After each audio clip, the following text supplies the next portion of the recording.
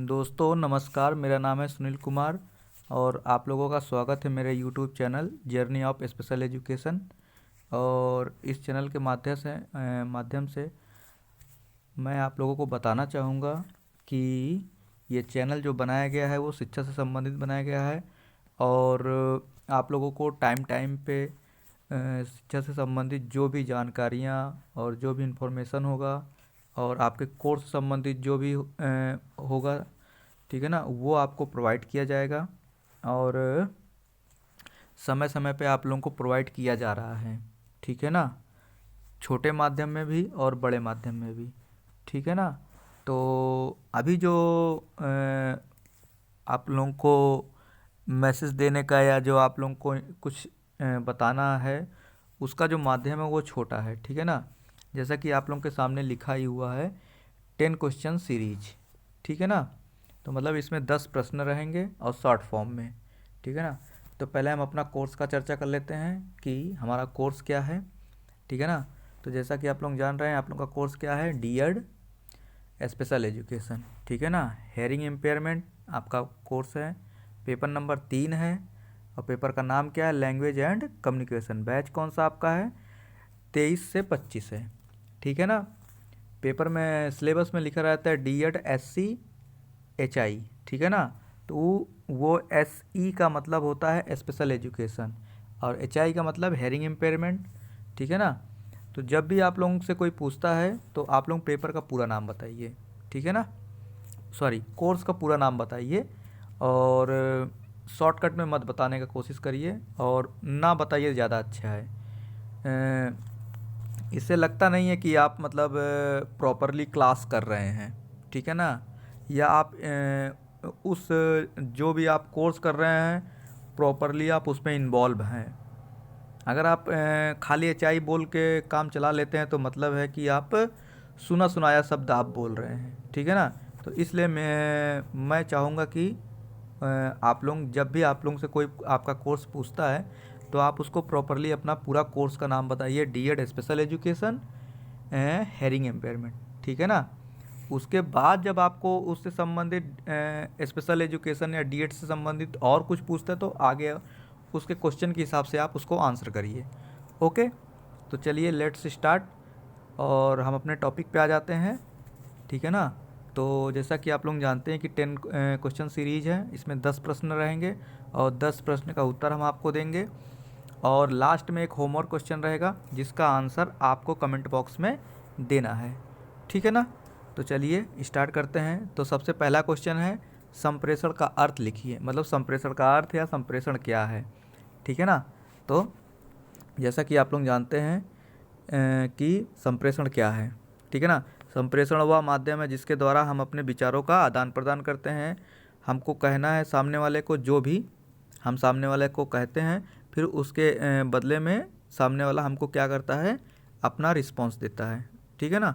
तो उसमें क्या होता है, दोनों जब बातचीत कर लेते हैं तो फिर क्या होता है कि हमारे जो हमारी थिंकिंग है, जो हम सोच रहे हैं, जो हमारा विचार है वो उसका अदला बदली हो जाता है। तो उसी को कहते हैं विचारों का आदान प्रदान, ठीक है ना।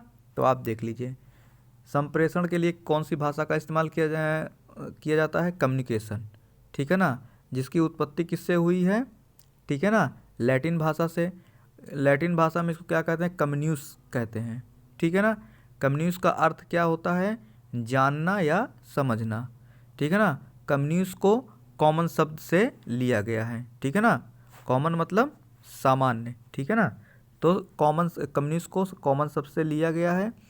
संप्रेषण का अर्थ है किसी विचार या तथ्य को कुछ व्यक्तियों तक, ठीक है ना, समानता कॉमन बना देना।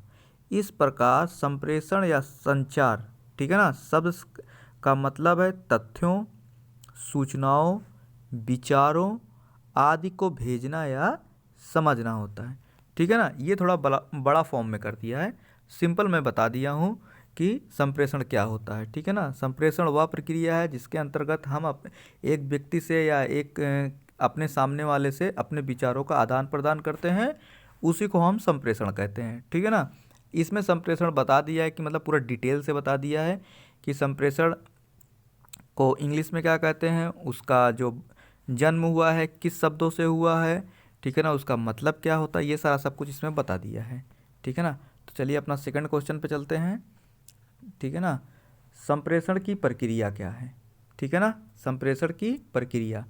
तो संप्रेषण में देख लीजिए, संप्रेषण में पहले क्या होता है, संदेश, फिर माध्यम होता है, ठीक है ना, फिर माध्यम के बाद फिर प्रतिपुष्टि होता है मतलब फीडबैक होता है, ठीक है ना, फिर प्रेषक होता है मतलब भेजने वाला। ओके।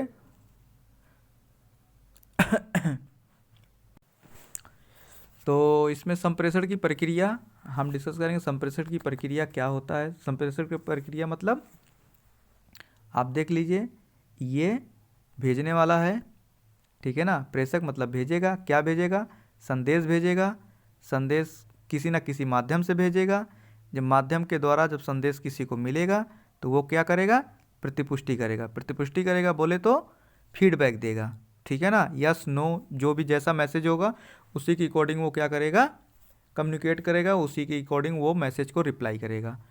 ओके। तो अब यहाँ पर देखिए संप्रेषण का अर्थ अथवा कार्य, ठीक है ना, सॉरी संप्रेषण का क्षेत्र अथवा कार्य। तो क्षेत्र कौन कौन सा है या कार्य क्या है, सूचनाओं की साझेदारी, सूचनाओं की साझेदारी बोले तो शेयरिंग ऑफ इंफॉर्मेशन, ठीक है ना। तो इसमें हम क्या करेंगे, संप्रेषण का प्रमुख उद्देश्य क्या है, सूचना को स्रोत से लक्षित जो व्यक्ति है या समूह है तक संचारित करना होता है। एक संस्था या विद्यालय में कई प्रकार की सूचनाओं का हस्तांतरण होता है, ठीक है ना। तो डिफरेंट टाइप का जो इन्फॉर्मेशन है वो ट्रांसफ़र किया जाता है, विद्यालय हो गया, संस्था हो गया या अदर डिपार्टमेंट हो गया, ठीक है ना, जिसमें नीतियाँ होंगी, नियम होंगे या किसी चेंजमेंट है हुआ है उससे संबंधित है, विकास से संबंधित हो सकता है। इन सारी चीज़ों का वो जो सूचना होता है वो आपस में एक दूसरे से शेयर किया जाता है। फिर उसके बाद फीडबैक आ गया। संप्रेषण में प्रतिपुष्टि द्वारा व्यक्ति को चुनौतीपूर्ण व वास्तविक योजनाओं से निर्मित करने के लिए अभिप्रेरित किया जाता है मतलब मोटिवेट किया जाता है। जो चैलेंजेस होते हैं उनसे संबंधित जो होता है, जो रियल प्लान होता है, योजना होता है, उसको बनाने के लिए कैसे बनाना है उसके लिए उन लोगों को मोटिवेट किया जाता है जो उस फील्ड में काम करते हैं, ठीक है ना। और फिर समस्या का समाधान आप देख लीजिए, समस्या का समाधान में हम करेंगे, ठीक है ना। तो समस्या का समाधान क्या, जो मतलब कम्युनिकेशन का इसमें क्या है, अधिकांश मामलों में संप्रेषण का उद्देश्य समस्या का समाधान करना होता है या संगठन, ठीक है ना, संगठन क्या है, संगठन, विद्यालय, संस्था, जो भी है, ठीक है ना। अभी हम संस्था में काम कर रहे हैं तो हम संस्था से संबंधित यहाँ पे करेंगे, ठीक है ना। प्रबंधन व संघ के बीच संप्रेषण का उद्देश्य समस्या की समाधान की प्राप्ति से होता है। जो भी प्रॉब्लम्स आ रहा है हमारे इंस्टीट्यूट में, हमारे विद्यालय में, उनसे संबंधित हम उस समस्या का समाधान करने का कोशिश करेंगे। पहले हम उसको जानेंगे फिर उसका समाधान करने का कोशिश करेंगे, ठीक है ना। तो फिर इसके बाद है निर्णय की क्षमता, ठीक है ना। किसी भी संस्था में निर्णय के लिए विभिन्न प्रकार के संप्रेषण की आवश्यकता होती है, जैसे सूचनाओं का विनिमय मतलब आदान प्रदान, विचारों की उपलब्धता, ये सारी चीज़ें होनी चाहिए, तभी जाके एक मतलब जो सही निर्णय है वो हो सकता है। फिर सकारात्मक परिवर्तन में सहायक, ठीक है ना, क्या है, सकारात्मक परिवर्तन में सहायक, ठीक है ना। किसी संस्था या विद्यालय में किए गए परिवर्तनों की प्रभावशीलता संप्रेषण की स्पष्टता व सहजता पर निर्भर होती है। स्पष्टता मतलब क्लियर होना चाहिए, सहजता मतलब आसान तरीके से। एक विद्यालय या संस्था में प्रबंधन व कर्मचारियों के बीच संप्रेषक के द्वारा ही उनकी या संप्रेषण के द्वारा ही उनकी कठिनाइयों को जाना जा सकता है, जानकर योजनाओं में वांछित मतलब जो संभव हो परिवर्तन के द्वारा अनुकूल कदम उठाए जाते हैं, ठीक है ना। और अब आ गया है समूह रचना, मतलब जो ग्रुप बनाया जाएगा उससे संबंधित है, ठीक है ना। संप्रेषण संबंधों की रचना में सहायक होता है। यदि समूह में संप्रेषण संबंध टूट जाता है तो समूह भी असंगठित हो जाता है मतलब बिखर जाता है। अतः एक समूह के अनुकूल क्रियाशीलता के लिए संप्रेषण अत्यंत उपयोगी माना जाता है या होता है, जो भी आपको समझ में आए। मास मीडिया क्या है? मास मीडिया आप देख लीजिए, जनसंचार में टेलीविज़न, रेडियो, इंटरनेट के माध्यम से बड़े स्तर पर दर्शकों को सूचना प्रदान किया जाता है, जिसमें क्या क्या शामिल है? विज्ञापन शामिल है, पत्रकारिता, जनसंपर्क आदि चीज़ों को शामिल किए गए हैं। इसके माध्यम से आप लोगों को घर बैठे या कहीं भी, जहाँ पर भी आप हैं, इसके माध्यम से आप लोगों को इन्फॉर्मेशन पहुँचा दिया जाता है, जिससे कि आप लोग उस चीज़ के संबंधित जो इन्फॉर्मेशन है, जानकारी है, उससे आप उसके बारे में जानते हैं और जो भी इन्फॉर्मेशन होता है वो आप उसके बारे में जानते हैं और उससे अवेयर होते हैं। अच्छी न्यूज़ है तो आप उसको अच्छे तरीके से लेते हैं। अगर किसी प्रकार का मान लीजिए गलत इन्फॉर्मेशन है तो उससे आगे के लिए उससे आप लोग जागरूक होते हैं, ठीक है ना। और क्वेश्चन नंबर 5 है, ठीक है ना, इंटर कल्चरल कम्युनिकेशन मतलब ये क्या होता है, ठीक है ना। इंटर कल्चरल मतलब अंतर सांस्कृतिक संप्रेषण। सांस्कृतिक संप्रेषण के अंतर्गत क्या होता है? इसके अंतर्गत दो अलग संस्कृतियों के लोग, ठीक है ना, अपनी संस्कृतियों के बारे में एक दूसरे से डिस्कस करते हैं, बातचीत करते हैं, ठीक है ना, जिसे हम क्या कहते हैं? अंतर सांस्कृतिक संप्रेषण कहते हैं, ठीक है ना। अब आ जाइए नंबर 6, अशाब्दिक संप्रेषण क्या है? अशाब्दिक संप्रेषण वह संप्रेषण जिसमें हम शब्दों के माध्यम से कम्युनिकेशन ना करके चेहरे के हाव भाव से, इशारे से, बॉडी लैंग्वेज से, इन सारी चीज़ों के माध्यम से हम क्या करते हैं? संप्रेषण करते हैं, जिसे हम क्या कहते हैं? अशाब्दिक संप्रेषण। ओके, किताबी भाषा इसमें लिखा है, आप उसमें समझ लीजिएगा, बाकी मैं अपने तरीके से बता दिया हूँ। अब इसके बाद भाषा क्या है? क्वेश्चन नंबर 7 है, भाषा के द्वारा ही, ठीक है ना, भाषा के द्वारा ही हम लोग क्या करते हैं? किसी भी जो हमारे मन में है, ठीक है ना, जो हमारे मन में है उसको हम क्या करते हैं? किसी को बोल कर समझा देते हैं, या सुनकर समझ लेते हैं, या लिख कर या पढ़ कर, इन सारी चीज़ों को जो हमारे अंदर भाव विचार है उसका आदान प्रदान करते हैं, ठीक है ना। हमारे मन में कुछ है तो हम उसको लिख कर बता दिए, बोल कर या पढ़ कर बता दिए, उसका मतलब जब इन सारी चीज़ों का जो हमारे अंदर भाव विचार है उसको जब हम लिख कर, सुन कर, पढ़ कर, इसके द्वारा जब हम एक्सचेंज करते हैं तो उसी को हम भाषा कहते हैं। ये पहला है। अब दूसरा आप लोग देख लीजिए, ठीक है ना। दूसरा क्या? दूसरा भी वही है, जब हम अपने भावों को लिखित अथवा कथित रूप से दूसरे को समझा सकें और दूसरे के भाव को समझ सकें, ठीक है ना। हम क्या करेंगे? पहले में क्या है? पहले में पूरा डिटेल बता दिया है, बोलकर, सुनकर, लिखकर, पढ़कर, ठीक है ना, अपने भाव और विचारों का आदान प्रदान करते हैं, ठीक है ना। लेकिन दूसरे में क्या है? भाव को लिखित रूप में, जो हमारे भाव हैं, जो हमारी फीलिंग है, उसको जब हम रिटर्न रूप में दूसरे को समझाएं और उसकी भावनाओं को, उसकी फीलिंग्स को समझें, उसी को क्या कहते हैं? भाषा। क्वेश्चन नंबर 8 है, ठीक है ना। क्वेश्चन नंबर 8 क्या कह रहा है? 8 कह रहा है भाषा कितने प्रकार का होता है? तो भाषा 3 प्रकार का होता है, पहला, दूसरा और तीसरा, ठीक है ना। पहला क्या है? मौखिक, ठीक है ना। मौखिक में क्या होता है? ओरल, ठीक है ना, ओ बना दिए, समझ जाइए। लिखित में क्या होता है? रिटन, हम लिख के किसी चीज़ को बताते हैं, ठीक है ना। सांकेतिक में क्या होता है? यस, साइन, ठीक है ना। तो इसमें क्या होता है? इसमें इशारों वाली लैंग्वेज है, ठीक है ना, जिसको हम सांकेतिक भाषा कहते हैं। ये कौन इस्तेमाल करता है? ज़्यादातर ये हेयरिंग इम्पेयरमेंट के जो चाइल्ड होते हैं वो लोग इस्तेमाल करते हैं।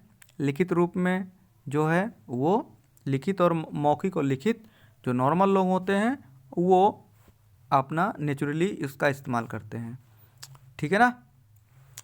क्वेश्चन नंबर 9 है, भाषा के कितने अंग होते हैं? भाषा के 4 अंग होते हैं।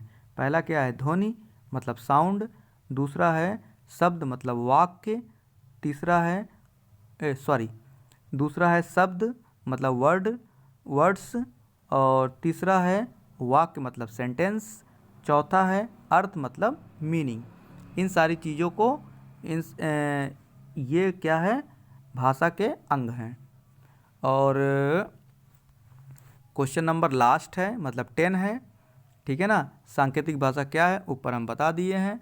वह भाषा जिसके इस्तेमाल में या जिसके द्वारा किसी भी वस्तु को किसी चीज़ के बारे में समझाने के लिए जब हम अपने मतलब इशारा वाला लैंग्वेज, चेहरे के हाव भाव से, हाथों के इस्तेमाल से या उंगलियों के इस्तेमाल से इस्तेमाल करके उसको अपने सामने वाले को समझा देते हैं, तो उसे हम सांकेतिक भाषा कहते हैं, ठीक है ना। किताब में वही लिखा है, आप लोग देखिए। सांकेतिक भाषा वह भाषा है जिसमें किसी चीज़ को समझाने के लिए विभिन्न प्रकार के हाथों का सहारा लेते हैं, उंगलियों का, चेहरे के हाव भाव या किसी वस्तु को दिखाकर, ठीक है ना। जैसे मतलब मान लीजिए हम शेर के बारे में बच्चों को पढ़ा रहे हैं, ठीक है ना, तो शेर के बारे में बता रहे हैं और नहीं सारा सब कुछ कर दिए, उसके बाद हम क्या करते हैं, अगर शेर का, उसके बाद हम क्या करते हैं, शेर का फिगर भी दिखा के, शेर का चित्र भी दिखाकर हम उसको समझा सकते हैं। बुक है, बुक के बारे में पढ़ा रहे हैं तो बुक का चित्र दिखाकर, पेन का, चूहा का, शेर का, फ्रूट का, इन सारी चीज़ों का दिखाकर हम बच्चे को समझा सकते हैं कि ये एप्पल है, मैंगो है, बनाना है। ये सारी चीज़ें हम अगर ऐसे इस्तेमाल करते हैं तो वो किस में जाएगा, सांकेतिक भाषा में जाएगा या साइन लैंग्वेज में जाएगा, ठीक है ना। तो अपना 10 क्वेश्चन समाप्त हुआ है और आप लोग देख लीजिए, होमवर्क क्वेश्चन स्टार्ट है, ठीक है ना। और होमवर्क क्वेश्चन में पहला क्वेश्चन आपका है, एक ही क्वेश्चन है, ठीक है ना। तो भारत में कुल कितनी भाषाएं हैं, तो आप लोगों को पता होना चाहिए भारत में कुल कितनी भाषाएं हैं। और एक चीज़ और ऐड कर लीजिएगा कि यह किस मतलब भारत में कुल कितनी भाषाएं हैं, भाषा का नाम, भाषा का नंबर ऑफ लैंग्वेज कितना है और किस अनुसूची में इसकी चर्चा है, ठीक है ना। जो नंबर ऑफ लैंग्वेज है, कितनी भाषाएं हैं, वो किस अनुसूची में उसका डिस्कस किया गया है या किस अनुसूची में दिया गया है, ये आपके लिए होमवर्क क्वेश्चन है। आई होप कि ऊपर जो पढ़ाया गया है वो आप लोगों को समझ में आया होगा और समझकर ही आप लोग नीचे दिए हुए क्वेश्चन का आंसर कमेंट बॉक्स में ज़रूर करेंगे, ठीक है ना। और वीडियो से संबंधित जो भी आप लोगों को बताना है या पूछना है या राय देना है तो आप कमेंट बॉक्स में इजीली दे सकते हैं, ठीक है ना। और चलिए और वीडियो को समाप्त करते हैं, मिलते हैं नेक्स्ट वीडियो में। तब तक के लिए गुड नाइट, ठीक है ना, क्योंकि 11:30 बज गया है अभी, ठीक है ना। ओके, जय हिंद, जय भारत।